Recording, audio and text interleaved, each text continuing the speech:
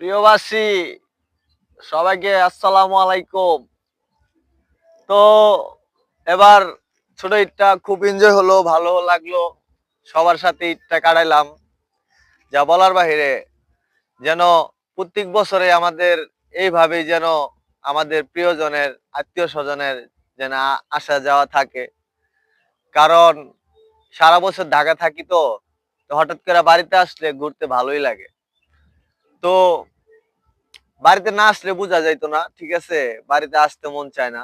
তো আসলে আর যাইতে মন চায় না। তো বুঝি না, ঠিক আছে, দেশের মায়াটা ভুলতে পারি না। দেশের মায়া, আত্মীয় স্বজনের ছায়া বলার বাহিরে, যা কখনোই ভোলা যায় না। আর ভুলবই বা কেমনে?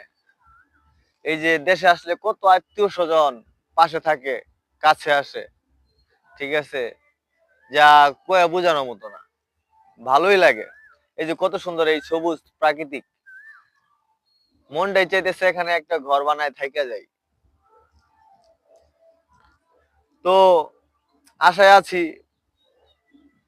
কোনো এক সময় কোনো একদিন স্থায়ী আমিও হব এই জায়গার। তো ইনশাল্লাহ আপনারা দোয়া করবেন, আত্মীয় স্বজন সবাই দোয়া করবেন। তো আপনাদের কাছে আমার বেশি কিছু চাওয়া নাই। আপনারা আমার পাশে থাকলে ইনশাল্লাহ একদিন বিদেশে